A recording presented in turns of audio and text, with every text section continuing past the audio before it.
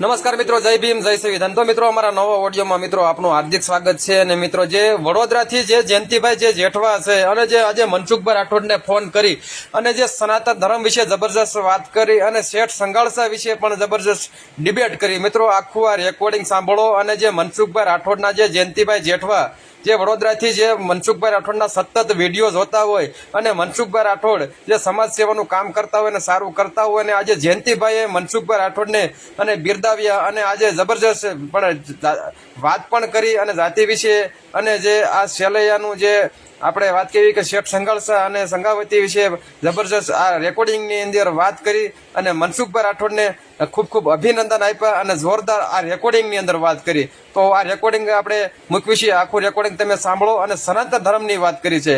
આખું રેકોર્ડિંગ સાંભળીને તમારું શું કેવું કમેન્ટ બોક્સની અંદર જરૂર કહેજો અને આ રેકોર્ડિંગ વધુમાં વધુ શેર કરજો। તો સાંભળો આ રેકોર્ડિંગ જે વડોદરાથી જયંતિભાઈ જેઠવા છે અને જે જબરજસ્ત સેલૈયાનું જે સેલૈયાના અને શેઠ સંઘાવતી અને સેલૈયા વિશે જબરજસ્ત વાત કરી અને સનાતન ધર્મની જબરજસ્ત વાત કરી। તો રેકોર્ડિંગ સાંભળી અને વધુમાં વધુ શેર કરજો। તો સાંભળો આ રેકોર્ડિંગ।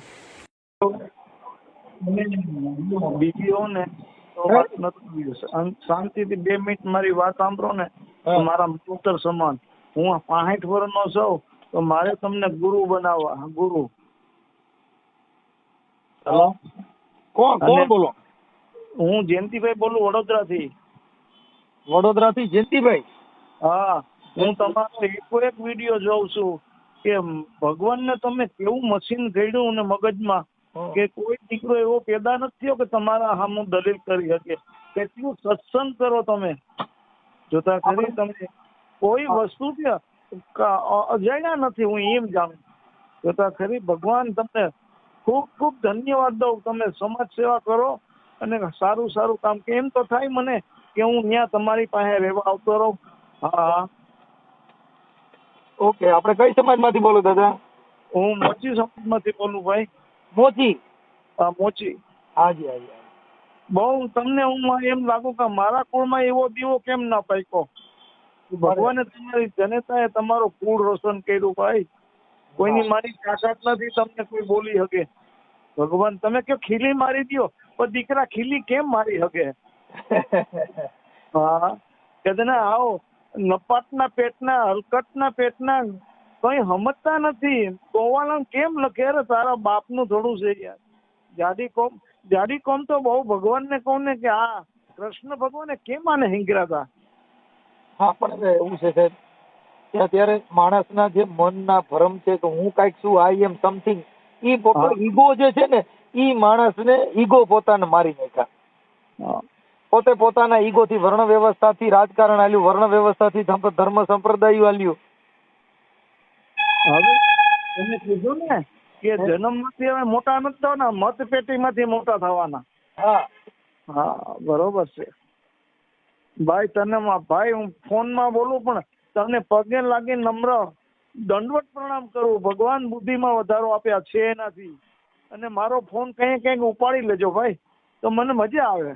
ઠીક છે બાપા, હવે આમાં તો જે લગન અમારાથી જેટલું થાય એટલું કર્યા કરીશું। હા, ને મારે પરિસ્થિતિ ખરાબ છે પણ હું કઈ બોલી શકું એમ નથી। મારો છોકરો એક અબુધાબી છે, એનો 18 લાખ મહિનાનો પગાર છે, બહુ સારું છે, એવું કઈ નથી, પણ હું તમારી કદર બહુ કરું યાર। હું નવાર વિડિયા તમારામાં ટાઈમ કાઢું છું, નિવૃત્ત છું, હાવ નિવૃત્ત। ઓકે, બહુ ધન્ય છે ભાઈ, ધન્ય છે। વડોદરા કઈ જગ્યાએ રહ્યો છો? હું વાઘોડિયા રોડ ઉપર રહું છું ભાઈ। વડોદરા? હા, વડોદરા વાઘોડિયા રોડ ઉપર અને બાપોદ પોલીસ પાસે જ। હા હા, બહુ સારું છે। જો આવો તો કોક દી નીકળજો, ભૂલા પડો તો। ઓકે દાદા, આવું તો રિંગ કરીશ હો। હા, તમારો ટાઈમ હાચવી, તમને હાચવી, આવો તો સારું। અરે દાદા, એમાં ક્યાં નહીં, આમાં કઈ નવાઈની વાત છે। એટલે હું ફ્રી થાય તો મારા છોકરાને લઈને આવીશ। અને છોકરાને ખોટા ગુરુ ધારણ કર્યા, તમારા જેવાને ધારણ ગુરુ કર્યા હોય ને સંત ને સતી, એ જો એવા માણસો મળી જાય ને તો ધન્ય છે જીવનને। આ લુપા લંગા ને ભુવા ને કંઠી બાંધીને બધા ગુરુ બનાવે એ નપાક છે બધા।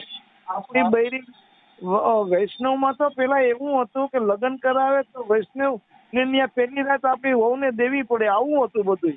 હા અત્યારે તો જો જમાનો હારો આવ્યો ભાઈ, આ તો અંધશ્રદ્ધામાં માણસ મરી ગયો. એમાં એવું છે સાહેબ કે અંધશ્રદ્ધા એના માટે છે કે ભૂવાનો ધંધો કરીને એમાંથી જે ભૂવા વાળા હોય, માતાજી વાળા હોય, એને ભૂવે આવરી લીધા. પછી મેલડીમાં વાળા હોય તો એમાં 33 કરોડ દેવતા મૂકી દીધા. એટલે જે જેને માનતા હોય, જે જેની વાણી વિવેક, જે જેને સમજદાર હોય એને એમાં વારી લીધા.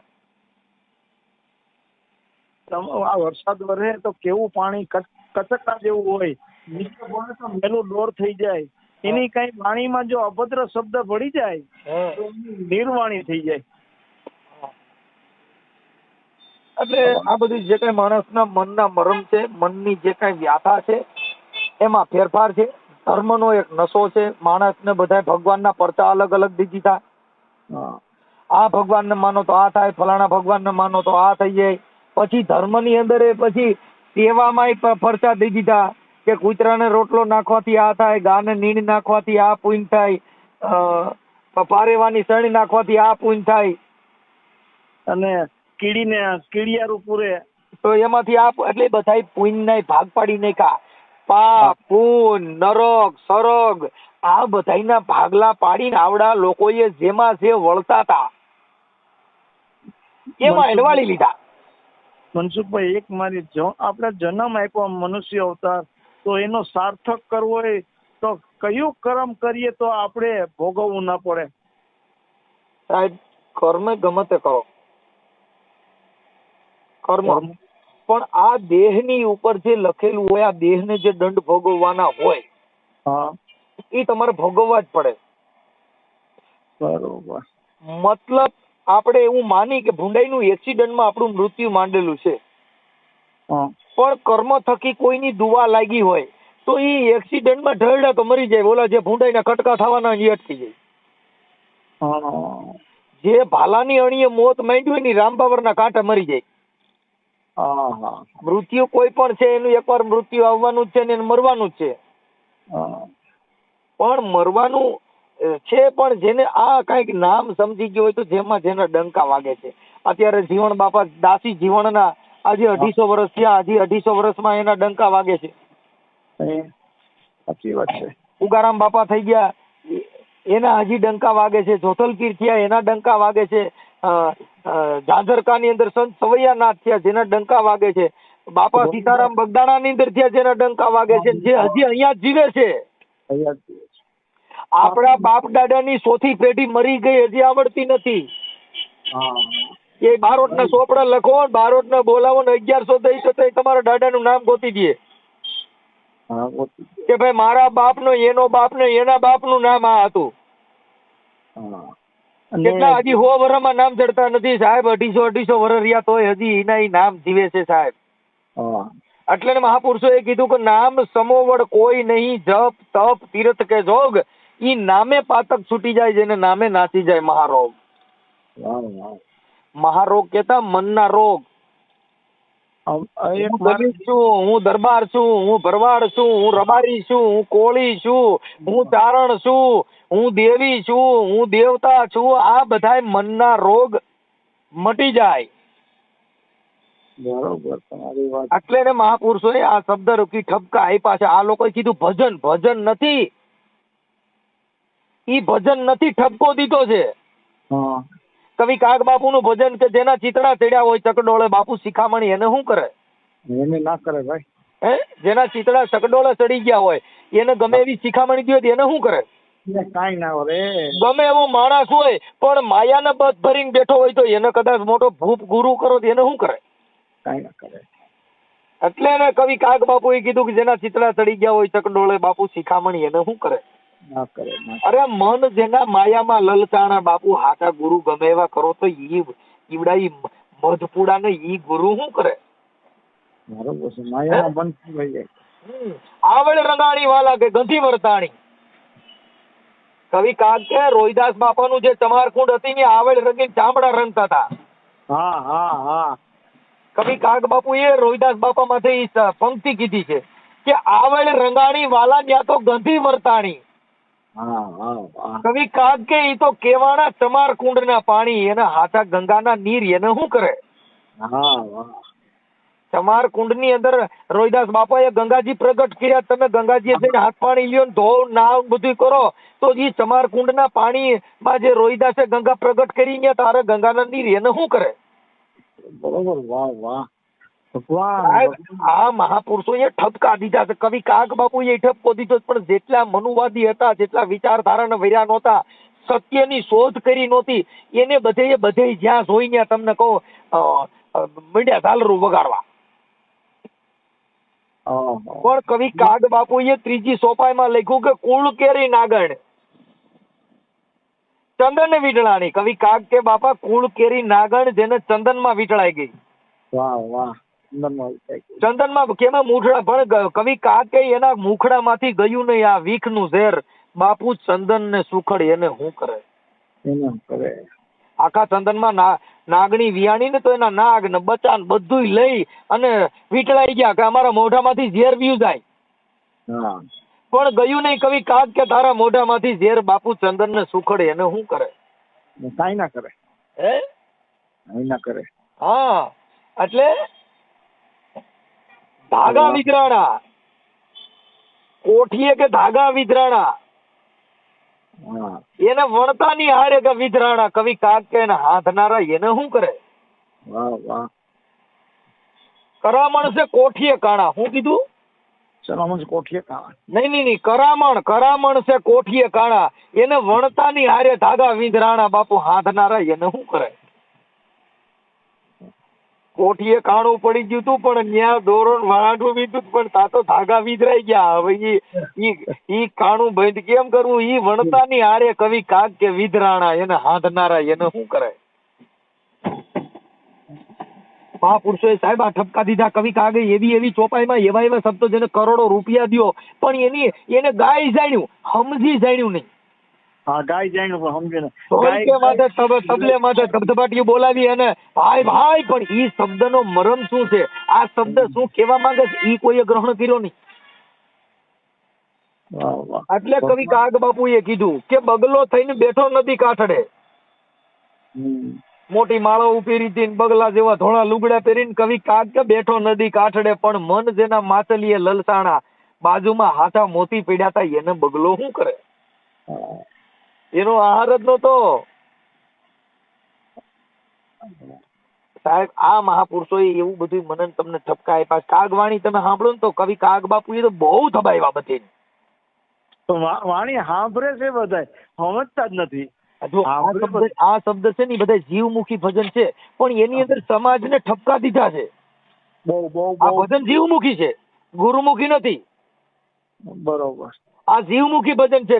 કવિ કાગ બાપુએ બીજું કીધું કે અમે દાદરા બનીના ખીલા ખૂબ ખાધા, પણ અમને તપસાના ફળ ન મળ્યા.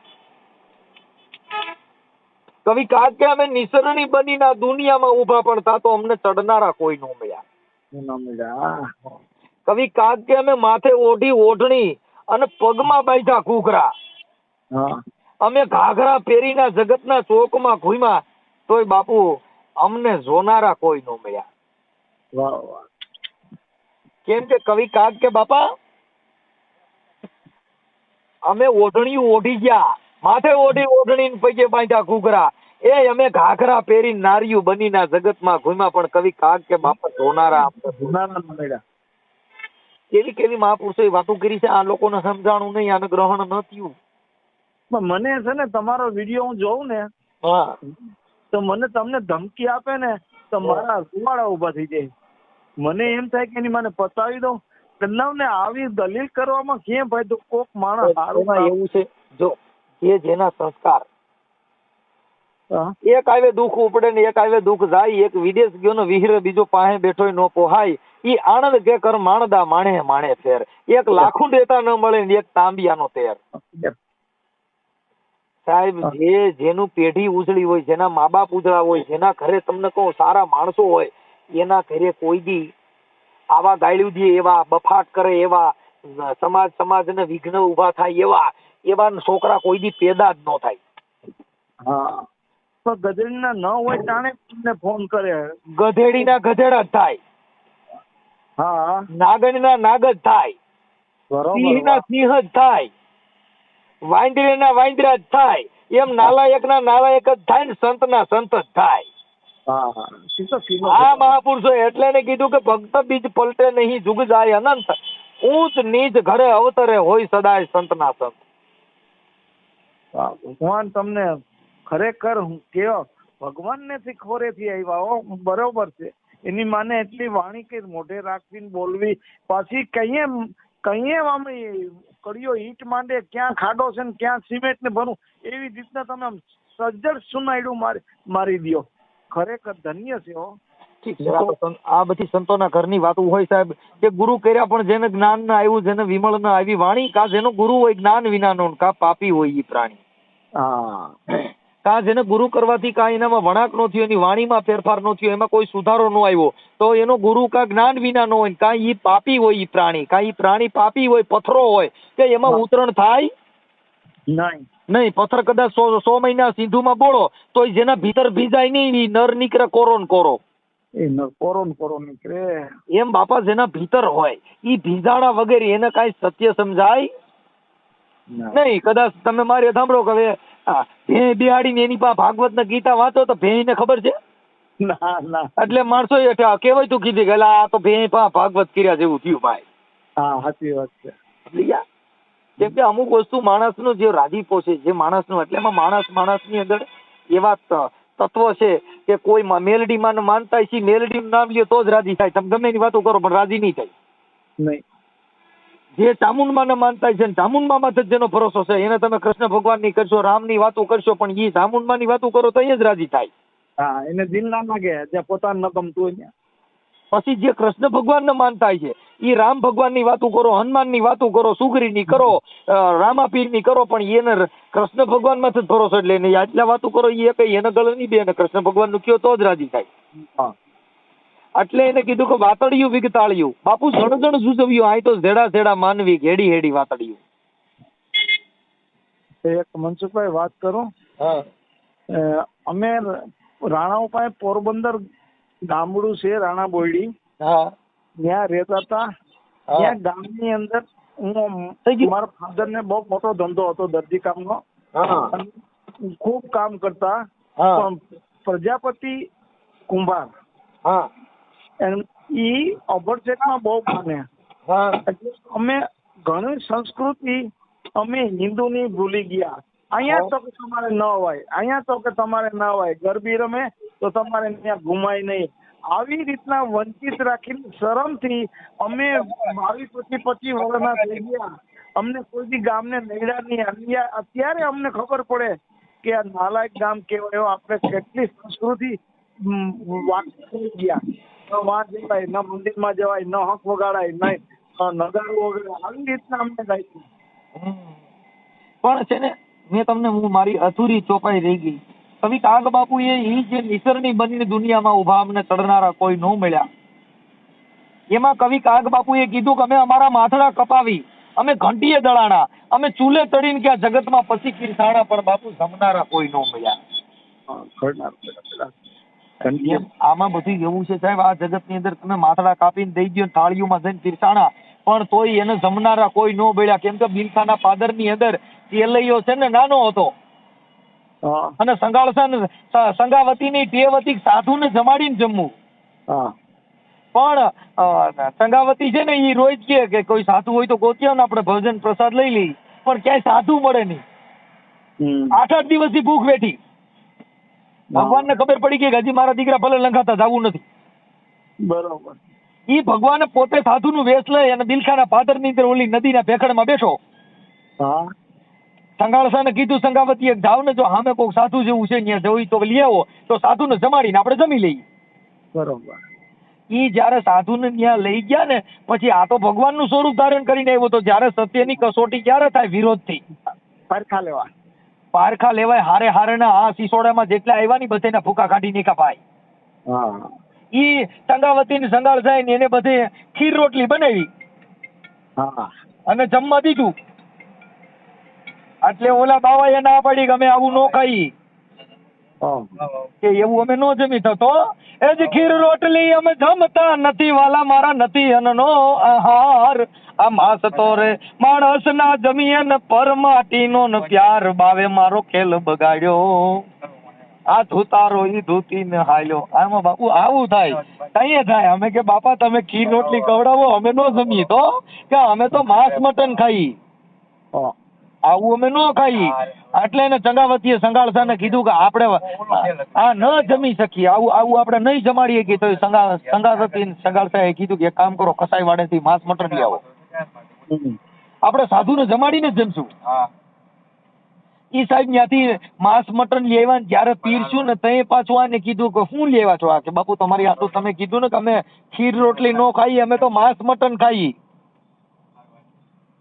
હાલો હા સાંભળું. હા એટલે ઈ માંસ મટન જયારે પીરશું ને તઈ કીધું કે આ માંસ મટન શેનું છે કે બાપુ તમારી હાટું થઈને અમે કસાઈ વાડેથી લેવા છીએ તો કે બાપા અમે આ નો ખાઈ તો એ જે માંસ તોય અમે એ માણસ ના જમીએ ને પરમાટીનો ન પ્યાર રે એ મારે પરમાટીનો ન પ્યાર બાપુ આ એમ થાય આવા માંસ મટન અમે નો ખાઈ અમે તો માણસ ના મટન ખાઈ સાહેબ એના દીકરાને જયારે સેલૈયાને કીધું નિશાળે ભગવાન પોતે શિક્ષક નું રૂપ ધરીને વિયો ગયો ત્યાં જઈને કીધું કે તું ભાગી જા તારા બાપ ને ઘરે કોક સાધુ આવ્યો છે ને તને તારું માથું વાટીને ખવડાવી દેવાના અને તું અહીંથી નિશાળેથી ભાગી જા હા. એટલે ઈ ચેલૈયાએ તઈ કીધું કે મારાથી આ નો થાય એથી ભાગું તો મારી ભોમકા લાગે ને બોરિંગ ઝીલે ને બાર રે એ વાલા બોલો બોરિંગ ઝીલે ને બાર આ મેરા મણ જેદી માજાવું મુખે આ તોય ચેલૈયો સત ના સુકે સાહેબ ભગવાન પોતે ત્યાં ગયો અને આ બધું કર્યું તોય એને ભાગ્યો નહીં સાહેબ એના ઇતિહાસ રે હવે અહીંયા તો તમે કહો પાણીપુરી ખાત્યું છોકરા ધવરાવે ને ત્યાં કણે ખાય બાપા ઈ સુરવીર જન્મ નો લે આ મહાપુરુષો એ આવી કસોટીઓ કરીને આમાંથી પસાર થયા ત્યારે ઈવડે એના જે કાર થયો ઈ એને તમને કહું ચેલૈયાનું માથું ખાંડીને ખવડાવી દીધું માથું ખાંડીને ખવડાવી ખવડાવ્યું ને જયારે જમવા પીરસું ને દીધું ને તઈ બાબાએ કીધું કે પણ તમારે હવે કોઈ દીકરો સંતાન કાંઈ છે તો કે નહીં તો કે હજી હું વાંજિયાના ઘરનું જમતો નથી તઈએ ચગાવતી કીધું કે બાબા જમી લે હવે મારા પેટમાં છે 5મો મહિનો તને કટાર કાઢીને આપી દઉં કે હવે મારા પેટમાં 5નો ગર્ભ છે અમે વાંજ્યા નથી સાહેબ આ બધી મહાપુરુષો આટલી કસોટીઓ થાય ને તો આવડા સીલો નો સાંડ્યા આવડા તો ભાજપમાં જો સત્તા હાટું થઈને ભાજપ છોડીને કોંગ્રેસમાં વ્યા જાય કોંગ્રેસ છોડીને ભાજપમાં વ્યા આવે આ ધર્મ છોડીને ઓલા ધર્મમાં વ્યા જાય સ્વામિનારાયણ સંપ્રદાયમાં રૂપિયા હોય તો મરજાતીમાંથી નીકળીને ઓમાં ઘરી જાય કેમ કે સત્તા માટે સંપત્તિ માટે ચાદરું માટે ગુરુ શિષ્ય મોટા દિગંબર મટવા માટે થઈને આવડે એને ધર્મ પલટા કર્યા પક્ષ પલટા કર્યા સમાજના બદલા કર્યા નામ સુધાર્યા સોગંદનામા કર્યા ભૂંડાઈના બની ગયા રૂપિયા હાટું થઈને સત્તા હાટું થઈને ધર્મ માટે થઈને ધર્મ માટે પોતાના ઘર ભરવા કોઈ સત્ય માટે લડ્યા નથી જેટલા સત્ય માટે લડ્યા નહીં બધાને વેચાઈ જવાનો વારો આવ્યો એને વેચાઈ જવાનો ના આપણે વેચી નાખવાના હા સાહેબ હરિચંદ્રન તારામતી ખડના ભાવે વેચાણા હા ખરીદો આ જગતમાં અમારું ભજન વેચવું છે હા આ જગતમાં ભગત મળે તેને કેજો તારા ભગતે કીધું હે કીર્તાર મળે તો મારે મારું ભજન વેચવું છે આમાં બધું આવું કર્યું બાપુ કાંઈ વાંધો નહીં ચાલો હવે આપણે મોચી ને હું મોચી છું ને વડોદરા છું અને હું આવશું ને તો એક વખત તમે મારા છોકરાની મુલાકાત લઈ વળી હું તમારું નામ લખી લઉં અને તમારો ફોટો મોકલજો કદાચ આ યુટ્યુબમાં તમારો વિડીયો વાયરલ કરશું હા મોકલો હું ભરી પેલા તમારું નામ બામ લખું છું બાપુ મને ન યાદ રહ્યું હા હા હાદો માણસ છું હાદા માણસ નથી કોઈને કટીને દાળ ખવડાવી દીધો એમ છો જેલમાં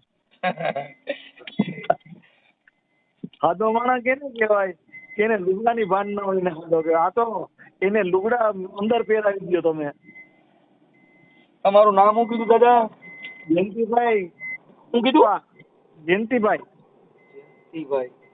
હા જયંતિભાઈ જેઠવા હા વડોદરા